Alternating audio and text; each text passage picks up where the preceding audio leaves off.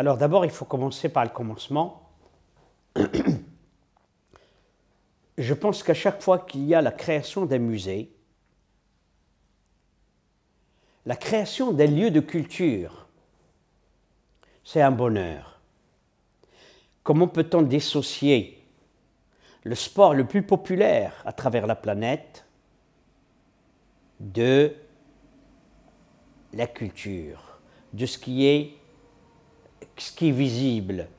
Donc c'était une idée, et je tiens absolument à souligner, c'est le président de la Fédération marocaine du football, royale marocaine du football, qui nous a fait appel, c'est-à-dire que l'idée du musée du football, c'est leur idée à eux. Et j'ai été personnellement contacté parce que avec Silkja, j'ai un rapport extrêmement étroit, à la fois d'amitié et en même temps de beaucoup de considération pour le travail qu'il a accompli.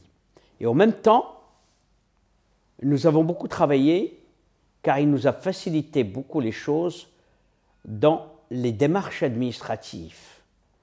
Maintenant, ce musée, c'est lui et c'est eux, c'est la Fédération royale de football qui a eu cette idée-là, de donner aussi et de perpétuer la mémoire. Car les musées, c'est quoi? Les musées, c'est pour perpétuer, et préserver pour les générations futures une mémoire. La mémoire de ce foot qui est assez beau à regarder. Quand vous savez, je me rappelle très bien, j'avais assisté plutôt à la télévision d'un match de la Coupe du Monde avec, par exemple, Pelé. C'était une véritable danse qu'il faisait. Et donc, cette danse équivaut à la culture, équivaut à une histoire. Et nous, au Maroc, le ballon rond est très, très populaire. Le ballon rond, le foot. Regardez, nous avons eu des vedettes internationales. Bambark, par exemple, entre autres, dont Pelé disait que c'était le meilleur footballeur de l'époque. Donc, je veux dire qu'on a une fierté et nous devons la communiquer aussi. Nous devons la communiquer. Le foot, c'est aussi une expression artistique. Quand vous avez des footballeurs exceptionnels qui prennent une balle et qui dansent avec, et qui, en même temps, comme s'ils allument un feu chez tous ceux qui regardent le match. Donc on est un peu dans cette optique-là, raconter une histoire, perpétuer une mémoire pour les générations futures. Et en même temps, je tiens à souligner que ce musée est situé dans un espace exceptionnel où il y aura, donc dans la forêt de Mamora, mais ce qui est extraordinaire, dans un cadre de rêve, parce que c'est le centre de foot Mohamed VI qui est très très beau. Et ça va permettre même à des familles de se déplacer avec enfants, femmes et enfants et maris, pour à la fois passer un moment de bonheur là-bas, mais en même temps écouter, regarder l'histoire de notre football.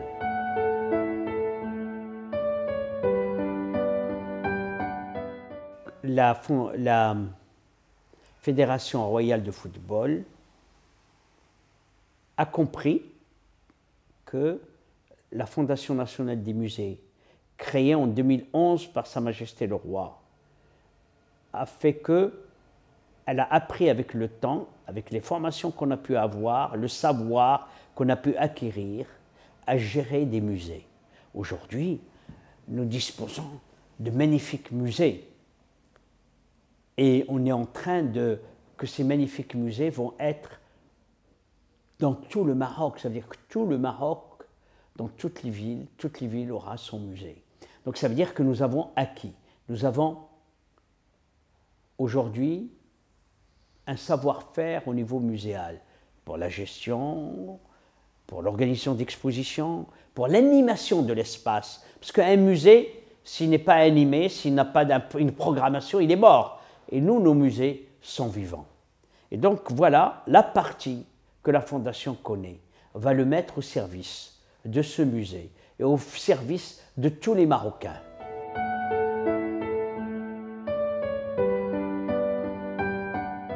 travers tous les musées dont nous avons la responsabilité, c'est donner le chemin de la lumière, du savoir et de la préservation de notre histoire à des générations futures qui puissent connaître la richesse et la variété de notre culture et de notre histoire. Et en même temps savoir que notre histoire se nourrit. Elle se nourrit de plusieurs confluents, qu'ils soient arabes, qu'ils soient musulmans, qu'ils soient juifs, qu'ils soient africains, qu'ils soient romains, parce que n'oubliez pas qu'on a une histoire exceptionnelle avec les Romains. Donc de tout cela fait que le Maroc est un pays exceptionnel. Et il tient toute cette exceptionnalité qu'il a uniquement je dirais, moi je crois beaucoup au métissage. Je trouve que c'est ce qui fait et c'est ce qui enrichit. Vous regardez des enfants métis, ils sont les plus beaux. Et vous verrez que par ce message du football, nous allons donner à rêver à des enfants, peut-être venus, parce qu'il faut bien le souligner, je suis désolé de parler de moi, venus des quartiers populaires de Rabat. Et je suis fier de dire que je viens de Takdoum, que j'ai grandi à Takdoum, et que le ballon rond nous a fait rêver, même si ce n'était pas un ballon rond, c'était une boîte de sardines, on jouait comme c'est. Et c'est ça, c'est donner à rêver et de dire que la plupart des footballeurs aujourd'hui viennent des milieux modestes, humbles et modestes. Et donc donner de l'espoir à la jeunesse.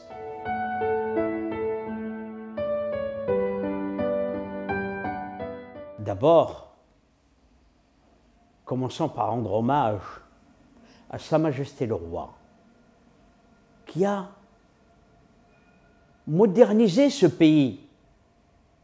Vous savez, c'est extraordinaire. Je voudrais que les Marocains prennent conscience que les villes sont devenues belles, que les infrastructures se sont modernisées, que le pays aujourd'hui, le Maroc, est cité en exemple dans tous les domaines. Je voudrais que les Marocains comprennent cela, qu'on est un pays qui est beau. Et un pays moderne développe sa culture et ses musées. Et c'est pour cela que Sa Majesté a modernisé le pays et il l'a doté d'une structure pour les musées. Et je peux vous dire aujourd'hui que les Marocains sont reconnaissants à Sa Majesté le Roi. Cette reconnaissance se traduit par le nombre de musées qu'on a créés, le nombre aussi de visiteurs qui ont connu le chemin des musées, le nombre de musées qu'on a créés dans des villes comme la ville de Asfi. On a le musée national de la céramique. On vient de créer, il y a quelques jours, ouvrir le musée de la musique à Meknès. Imaginez qu'aujourd'hui le monde parle de ce musée, parle de la création de ce musée parce qu'il est très beau. Et les Meknessis sont comme si on leur a donné de l'oxygène à cette ville. Et figurez-vous, quand pour Asfi, Meknès sera dans des circuits touristiques où souvent les gens allaient faire Fès, maintenant ils s'arrêtent à Meknès. Donc vous voyez que la culture participe au développement touristique, participe au développement aussi social et économique. Et tout ça, on le doit à Sa Majesté le Roi.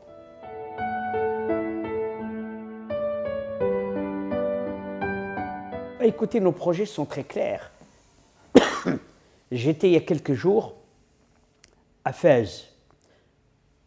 Je rends hommage à des walis exceptionnels parce que je crois que ce soit à Tanger, que ce soit à Rabat, que ce soit à Fès, que ce soit à Marrakech et dans différentes villes, sans l'accompagnement des walis, on ne serait pas arrivé là où nous sommes. Donc je rends hommage à ces walis, ces autorités, les régions aussi, nous ont aidés pour créer, pour mettre sur pied et pour ouvrir des musées dans ces villes-là. Nous allons ouvrir, je vais vous parler de quelque chose J'étais à Fès il y a quelques jours et on a visité avec le Wali de Fès le futur musée de l'art de l'islam, le palais El-Batha, dont Sa Majesté a donné le coup d'envoi il y a presque 3 ans, de sa rénovation. Je suis allé avec le Wali. Je peux vous assurer que j'étais ému, j'ai eu les larmes aux yeux de voir ce que les Marocains sont capables en si peu de temps. Ils ont rajeuni, ils ont donné une nouvelle impulsion à ce musée. Et aujourd'hui, d'abord uniquement sans les objets, c'est très beau, parce que ça a été très merveilleusement bien rénové et on va l'ouvrir certainement d'ici la fin de l'automne 2022. Il sera ouvert et il va être, écoutez-moi bien, et ce n'est pas une prétention, comme un des plus grands, sinon le plus grand musée de l'art de l'islam, car nous aurons des objets que personne ne possède au monde, comme le minbar. Le minbar qu'on va exposer sera le plus vieux minbar au monde. Nous aurons donc ça. Nous aurons les Oudaya, le musée de la parure. Nous aurons le musée de Jemaa el-Fna à Marrakech. Nous sommes en train de préparer la préfiguration du musée d'Agadir. Nous avons, si vous voulez, un chantier énorme et nous sommes fiers de le faire et nous sommes heureux de le faire. Et je voudrais vous dire que jamais, personnellement, je ne témoignerai mes remerciements, ma reconnaissance à Sa Majesté le Roi de nous avoir donné la possibilité de doter le pays de tant de musées et donner à toutes ces générations marocaines et aux visiteurs qui viennent nous voir, car ces musées soutiennent aussi le tourisme et donnent la possibilité. Il ouvre, je dirais même qu'il offre une palette. Ils enrichissent la palette des visites et de notre patrimoine.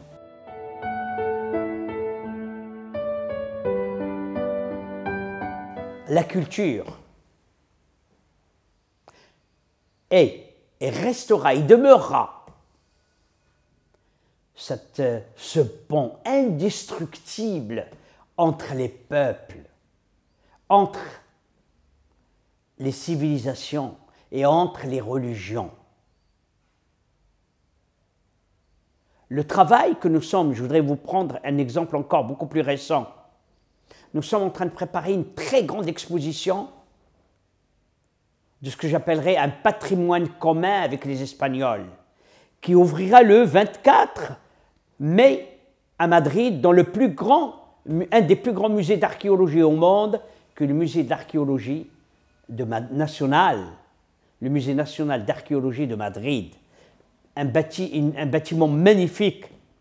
Il y aura 300 objets, œuvres qui proviennent entre le Maroc et l'Espagne. Nous nous sommes mis d'accord et en commun pour mettre ce patrimoine, qui est un patrimoine commun à l'Europe, à l'Espagne, à la France et au Maroc. Le Maroc, comme vous avez pu le voir, a plusieurs confluents. Et il s'est nourri de plusieurs confluents. Une relation politique a des hauts et des bas. Mais la culture demeure. Et c'est pour ça que je vous parlais que la culture est un pont indestructible et qui renforce le lien entre les peuples. Vous voyez, regardez, aujourd'hui nous préparons cette exposition magnifique avec l'Espagne et nous avons déjà préparé une autre exposition qui a été, dont l'acte a été signé, la convention a été signée devant leur Majesté, Sa Majesté le Roi Mohammed VI et Sa Majesté Philippe d'Espagne, a été signée devant eux et aujourd'hui on la prépare et ça sera le 24 mai, une exposition dont le monde entier parlera.